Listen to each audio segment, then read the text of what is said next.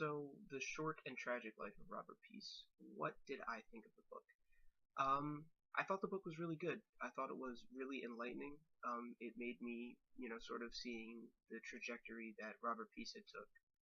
It sort of spurred on some surprising introspection about myself and about where I wanted to go and what I wanted to do. So that was interesting. I definitely expected to get a lot of examples of systemic inequity and sort of extra barriers or extra concerns that minorities have to deal with that some people more fortunate don't have to deal with, and there was certainly a lot of that. But there was this this also conception of living in two worlds that I didn't really expect to get for the book that I really did.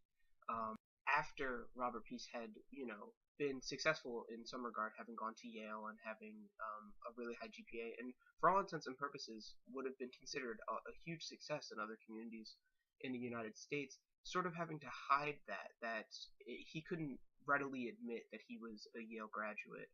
Um, and I would think the well going to the Ivy League would be a badge of honor, and yet for Robert Peace it wasn't. For Robert Peace, it was almost dangerous to admit that he had gone to Yale and that he was a graduate from there. So it's important to work hard and to get an education and to be successful. One, that education doesn't mean that you break all ties from maybe some of the people from your community, whether those connections are for better or for worse. And two, not everybody will celebrate that success or see it as a good thing. Some people will see it as uppity, some people will see it as selling out, and that could be even dangerous to you.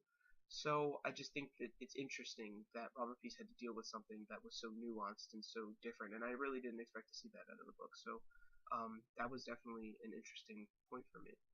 So, what did I learn from the book about recognizing and identifying systemic barriers and systemic inequities and things of that nature, sort of barriers that are ingrained in the system itself? The biggest examples of sort of stark inequality is how Robert's tuition was paid for going to St. Benedict's and how his tuition was paid for going to Yale. On one hand, at St. Benedict's, you have Jackie, his mother, working overtime, um, feeding him, whatever she could, making do with what she had, giving up a lot of luxury, and sort of busting her butt all day long, coming home, trying to be a parent, and then just for a few hours trying to get sleep so she could wake up and do it all over again. And that's what it took to send Rob to St. Benedict's.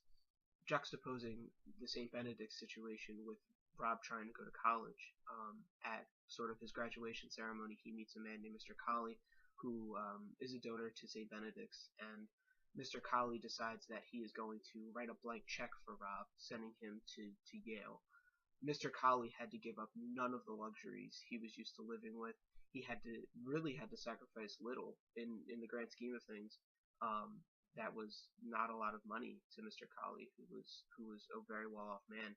And I just think it's interesting to see that two people, both in Rob's life, one has to work overtime, multiple shifts, give up eating certain foods, certain luxuries, and just has to work day and night to send him to a preparatory school, and the other one, without giving up really much of anything, can send this boy to an Ivy League school. And I think that's just it's a huge testament to sort of the dichotomy that's in the United States, between certain communities and what certain communities have and what other communities go without.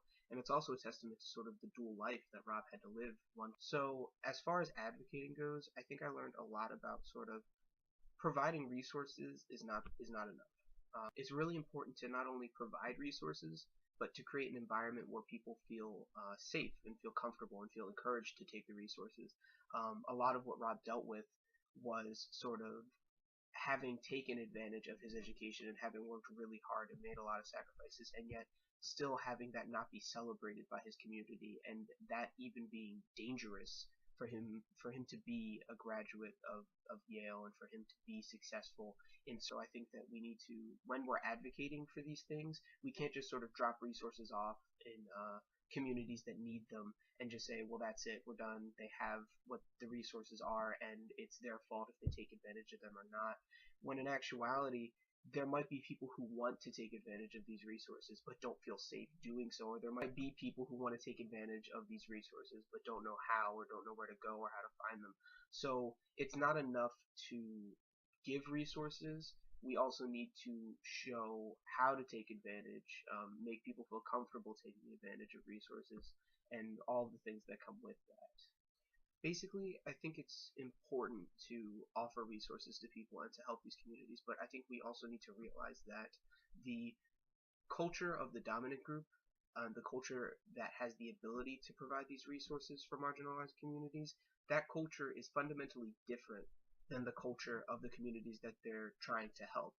So when you're providing resources for minority communities, you also need to provide them in a way that is compatible, and that is important to keep in mind when you are sort of advocating for or trying to dismantle systemic barriers. That you need to keep in mind that you're not dealing with one culture, you're not dealing with one set of standards. You're not. Now that I've finished The Short and Tragic Life of Robert Peace, how do I intend to apply some of the things that I've learned from the book?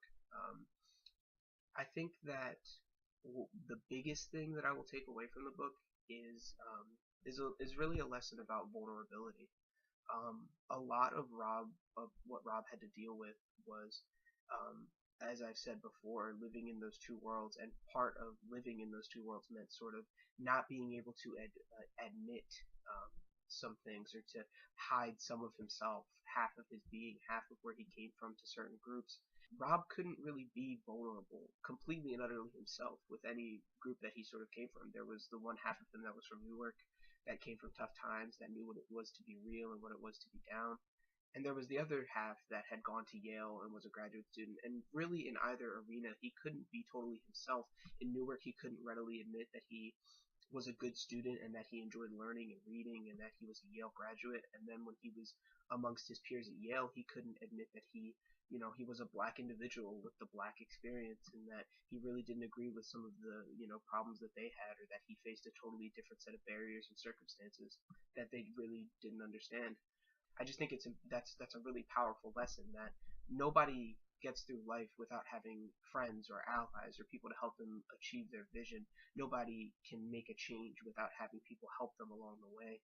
So it's really important to learn how to be vulnerable, at least around certain people, how to be vulnerable and how to let them know your insecurities, where you've come from, sort of all the important things that make up who you are, where you want to go, what you want to do, the emotion that drives your work.